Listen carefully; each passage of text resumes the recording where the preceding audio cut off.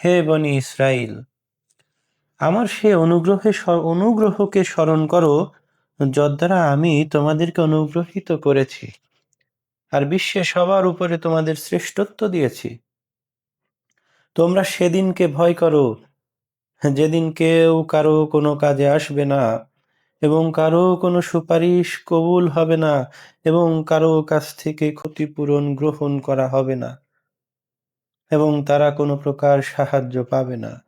স্মরণ করো, যখন আমি ফেরাউন সম্প্রদায় থেকে তোমাদের নাজাত দিয়েছিলাম, যারা তোমাদের পুত্রগণকে হত্যা করে ও তোমাদের কন্যাগণকে জীবিত রেখে তোমাদের যন্ত্রণা দিত, এবং ওতে তোমাদের রবের পক্ষ থেকে এক মহা পরীক্ষা ছিল। যখন তোমাদের জন্য সমুদ্রকে বিভক্ত করেছিলাম, স্মরণ করো, যখন আমি ফেরাউন সম্প্রদায় থেকে তোমাদের নাজাত দিয়েছিলাম, যারা তোমাদের পুত্রগণকে হত্যা করে ও তোমাদের কন্যাগণকে জীবিত রেখে তোমাদের যন্ত্রণা দিত, এবং ওতে তোমাদের রবের পক্ষ থেকে এক মহা পরীক্ষা ছিল।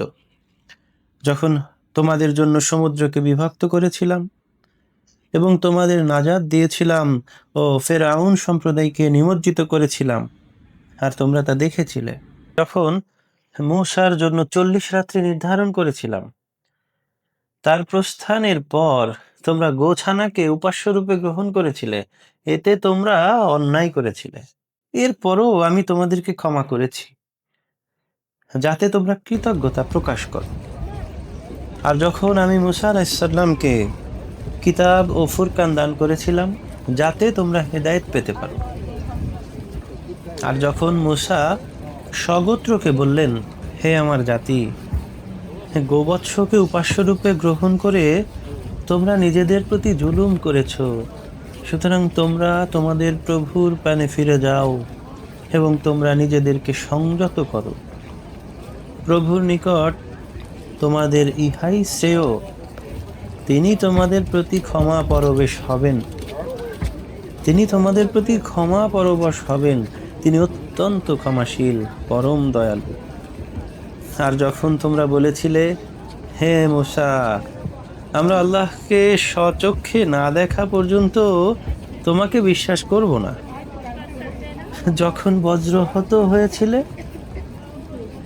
তখন তা তোমরা নিজেরাই দেখেছিলে। মৃত্যুর পর তোমাদের পুনর্জীবিত করলাম, যাতে তোমরা কৃতজ্ঞতা প্রকাশ করো। আমি মেঘ দ্বারা তোমাদের উপর ছায়া বিস্তার করলাম, তোমাদের নিকট খাবার মান্না ও সালওয়া প্রেরণ করলাম, আর বলেছিলাম আহার করো, যে উত্তম রিজিক তোমাদেরকে দিলাম তা থেকে। তারা নির্দেশ না মেনে আমার প্রতি কোনো জুলুম করেনি, বরং নিজেদের প্রতিই তারা জুলুম করেছিল। স্মরণ করো, যখন আমি বললাম, এ জনপদে শহরে প্রবেশ করো, যা কিছু স্বাচ্ছন্দ্যে আহার করো ও সেজদা করে প্রবেশ করো আর বলো ক্ষমা চাই, আমি তোমাদের অপরাধ ক্ষমা করব এবং সৎ কর্মশীলদের প্রতি আমি দান বাড়াবো। কিন্তু যারা অন্যায় করেছিল, তাদেরকে যা বলা হয়েছিল তার বিপরীত কথা বলল, সুতরাং অত্যাচারীদের প্রতি আমি আকাশ থেকে শাস্তি নাজিল করলাম, কারণ তারা সত্য ত্যাগ করেছিল। আর স্মরণ করো, যখন মূসা আলাইসাল্লাম স্বগোত্রের জন্য পানি প্রার্থনা করলেন, তারপর বললাম, তোমার লাঠি দ্বারা পাথরে আঘাত করো। পরে তা থেকে 12টি প্রস্রবণ প্রবাহিত হলো। প্রত্যেক গোত্র স্বীয় পান করার স্থান চিনে নিল। বললাম, আল্লাহ প্রদত্ত রিজিক থেকে তোমরা পানাহার করো এবং জমিনে অনর্থক কলহ সৃষ্টি করো না।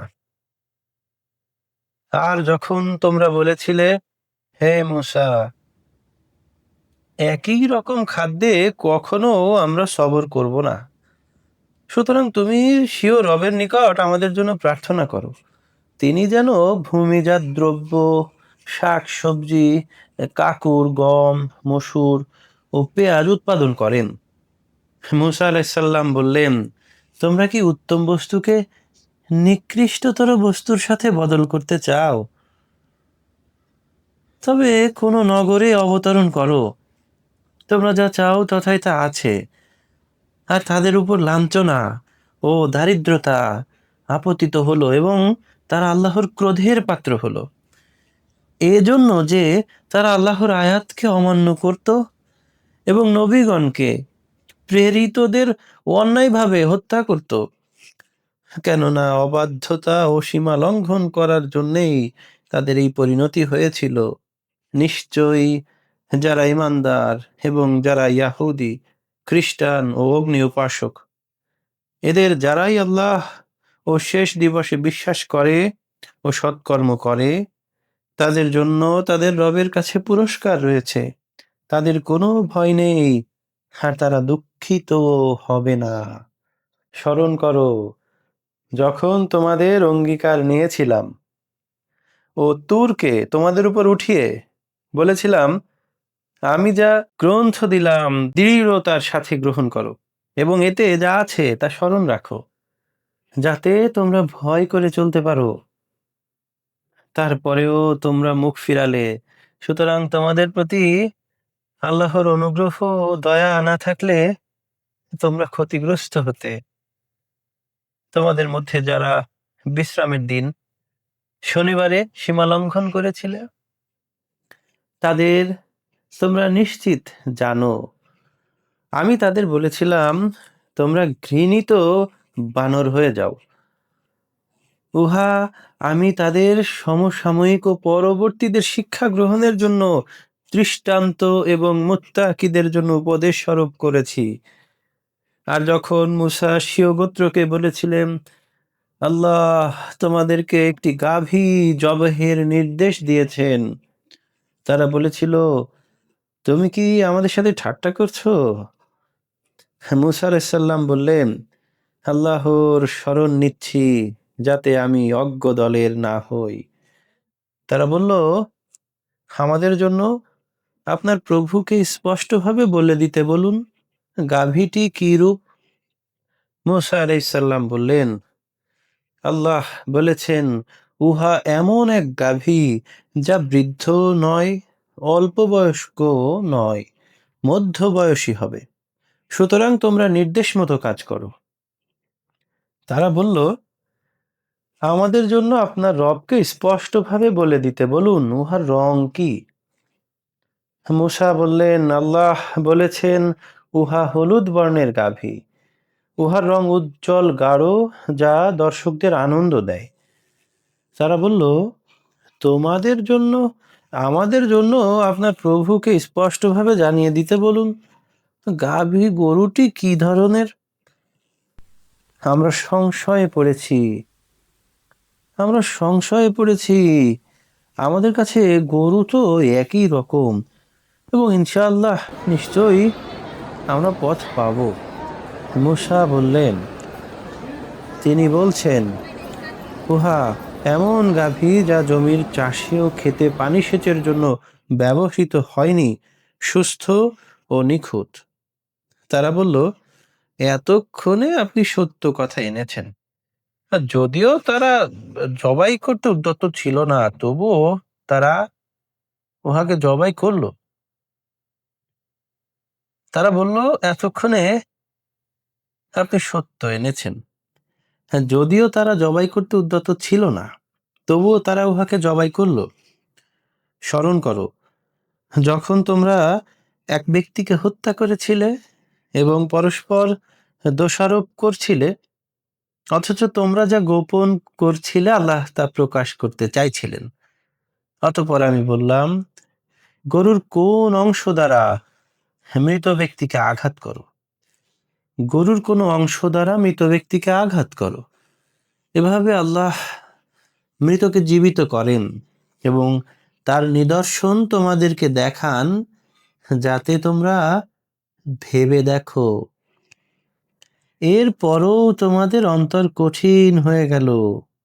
উহা পাথর কিংবা তদপেক্ষাও কঠিনতর, এবং কত পাথর এমনও আছে যে তা থেকে নহর প্রবাহিত হয়, এবং কতক পাথর এমন যে উহা বিদীর্ণ হবার পর তা থেকে পানি নির্গত হয়। আবার কতক পাথর এমনও আছে যা আল্লাহর ভয়ে ধসে গড়ে পড়ে।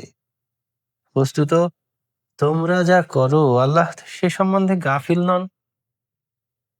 হে ঈমানদারগণ, তোমরা কি এখনো আশা করো যে তারা তোমাদের কথা ঈমান আনবে? যখন তাদের একদল আল্লাহর বাণী শ্রবণ করত ও জ্ঞাত হবার পর জেনে শুনে উহা বিকৃত করত, আর যখন তারা মুমিনদের সংস্পর্শে আসে বলে আমরা ঈমান এনেছি, আবার যখন গোপনে পরস্পরে মিলিত হয় তখন বলে আল্লাহ তোমাদের কাছে যা ব্যক্ত করেছেন তা কেন ঈমানদারদেরকে বলে দাও। এর দ্বারা ঈমানদারগণ তোমাদের রবের সামনে তোমাদের বিরুদ্ধে প্রমাণ দাঁড় করাবে। তোমরা কি তা বোঝো না? তারা কি জানে না যে তারা যা গোপন রাখে কিংবা প্রকাশ করে নিশ্চিতভাবে আল্লাহ তা জানেন। তাদের মধ্যে কতিপয় নিরক্ষর মূর্খ লোক আছে যারা মুখে পাঠ করা কিতাব সম্বন্ধে কোনো জ্ঞান নেই, তারা মিথ্যা ধারণায় মগ্ন। সুতরাং সে লোকদের জন্য কঠিন শাস্তি যারা নিজ হাতে কিতাব লিখে এবং সামান্য মূল্য পাবার আশায় বলে এটা আল্লাহর নিকট থেকে এসেছে। অতএব শাস্তি তাদের জন্য, তাদের হাত যা রচনা করেছে, শাস্তি তাদের জন্য যা তারা উপার্জন করেছে। তারা বলে কয়েকদিন ব্যতীত অগ্নি আমাদেরকে স্পর্শ করবে না। হে মুহাম্মদ সাল্লাল্লাহু আলাইহি ওয়াসাল্লাম, আপনি বলুন তোমরা কি আল্লাহ থেকে কোনো অঙ্গীকার নিয়েছো? সুতরাং আল্লাহ তার অঙ্গীকার কখনো ভঙ্গ করেন না। কিংবা তোমরা আল্লাহ সম্বন্ধে এমন কিছু বলছো যা তোমরা জানো না। হ্যাঁ, যারা গুনাহ করে এবং যাদের গুনাহ তাদের পরিবেষ্টন করে তারাই জাহান্নামবাসী, সেখানে তারা চিরস্থায়ী হবে। পক্ষান্তরে যারা ঈমানদার ও সৎ কাজ করে তারাই জান্নাতবাসী, সেখানেই তারা চিরস্থায়ী হবে।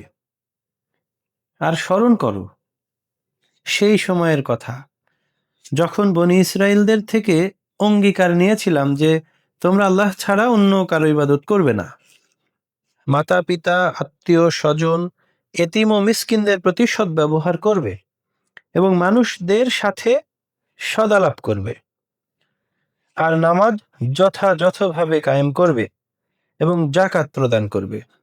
কিন্তু স্বল্প সংখ্যক লোক ছাড়া তোমরা সকলে ফিরে গেলে এ অঙ্গীকার পালনে ও মুখ ফিরিয়ে নিলে। হে ইহুদি সমাজ, যখন তোমাদের থেকে প্রতিশ্রুতি নিয়েছিলাম যে তোমরা পরস্পর রক্তপাত করবে না আর আপনজনকে স্বদেশ থেকে বহিষ্কার করবে না, অতঃপর তোমরা ত্রুটি স্বীকার করেছিলে আর এ বিষয়ে তোমরাই এর সাক্ষী। অতঃপর তোমরাই যারা পরস্পরে হত্যা করছো এবং তোমাদের একদলকে তাদের স্বদেশ থেকে বহিষ্কার করছো, তোমরা তাদের বিরুদ্ধে অন্যায় ও সীমা লঙ্ঘন দ্বারা সাহায্য করছো এবং তারা যখন বন্দিরূপে তোমাদের নিকট আসে তখন তোমরা মুক্তিপণ চাও, অথচ তোমাদের বের করণেই ছিল তোমাদের জন্য নিষিদ্ধ। অথচ তাদের বের করণেই ছিল তোমাদের জন্য নিষিদ্ধ। তাহলে কি তোমরা কিতাবের কিছু অংশ বিশ্বাস করো আর কিছু অংশ অবিশ্বাস করো? সুতরাং তোমাদের মধ্যে যারা এরূপ কাজ করে তাদের একমাত্র প্রতিফল পার্থিব জীবনে হীনতা বই কিছুই নয়, এবং কিয়ামতের দিন তারা কঠিনতম শাস্তিতে নিক্ষিপ্ত হবে। তারা যা করে আল্লাহ সে সম্বন্ধে গাফিল নন। ওরাই আখিরাতের বিনিময়ে পার্থিব জীবন ক্রয় করে, সুতরাং তাদের শাস্তি হালকা করা হবে না এবং তারা কোনো সাহায্য প্রাপ্ত হবে না। এবং নিশ্চয়ই মূসাকে কিতাব তাওরাত দিয়েছি ও তারপরে পর্যায়ক্রমে রাসূলগণকে প্রেরণ করেছি, এবং মরিয়ম আলাইহিসসালাম তনয় ঈসাকে স্পষ্ট প্রমাণস্বরূপ দিয়েছি এবং পবিত্র আত্মা বা জিব্রাইল ফেরেশতা দ্বারা তাকে শক্তিশালী করেছি। তবে কি কখনোই কোনো রাসূল এমন কিছু এনেছে যা তোমাদের মনোপুত হয়নি? তখনই তোমরা অহংকার করেছ আর কতককে অস্বীকার করেছ এবং কতককে হত্যা করেছ। তারা বলেছিল, আমাদের হৃদয় আচ্ছাদিত। হ্যাঁ, কুফরি হেতু আল্লাহ তাদের লানত করেছেন। ফলে তাদের নগণ্যই বিশ্বাসী। তাদের নিকট যা আল্লাহ তাদের নিকট যা আল্লাহর নিকট থেকে সমর্থক কিতাব এলো, যদিও পূর্বে কাফিরদের বিরুদ্ধে তারা এর সাহায্যে বিজয় চাইতো, তবুও তারা যা জানতো তা তাদের কাছে এলো এবং তারা প্রত্যাখ্যান করল। কাফেরদের প্রতি আল্লাহর লানত নিতান্তই জঘন্য, যার বিনিময়ে তারা আত্মাকে বিক্রি করেছে। উহা এই যে আল্লাহ যা অবতীর্ণ করেছেন ঈর্ষান্বিত হয়ে তারা তা প্রত্যাখ্যান করত, শুধু এজন্যই যে আল্লাহ তার মনোনীত বান্দাদের মধ্য হতে যাকে ইচ্ছা অনুগ্রহ করেন। সুতরাং তারা ক্রোধের পাত্র হল। কাফেরদের জন্য রয়েছে লাঞ্ছনাদায়ক শাস্তি।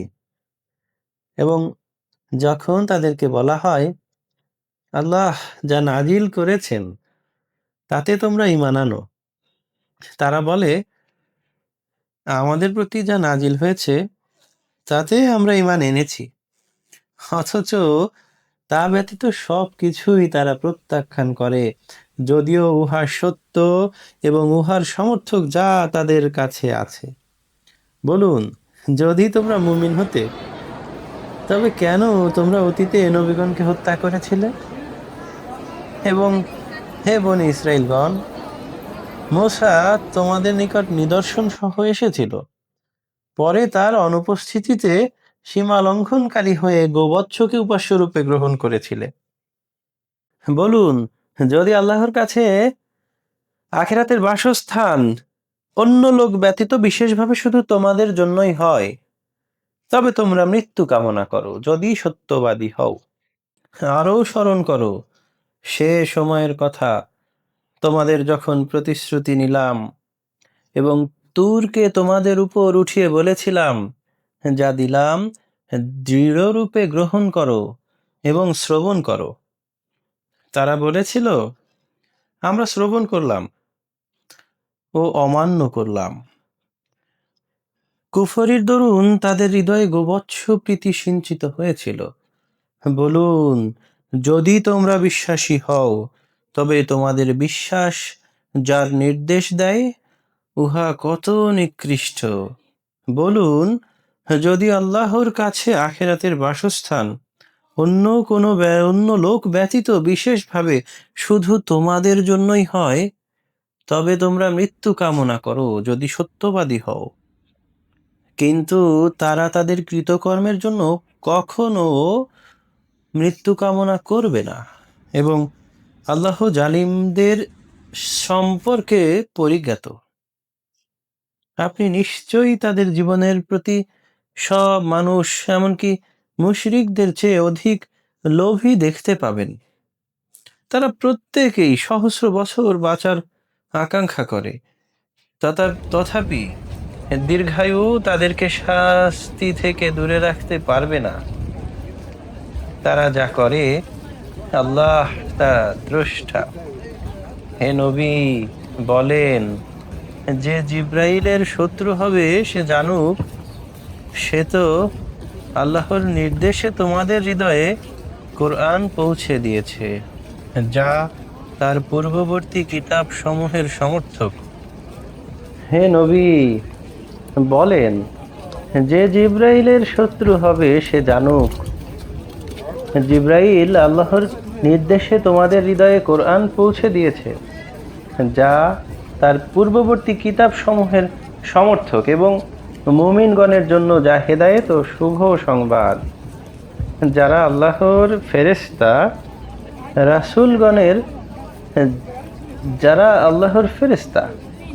রাসূলগণের জিব্রাইল ও মিকাইলের শত্রু হবে, তারা জেনে রাখুক, নিশ্চয়ই আল্লাহ কাফিরদের শত্রু,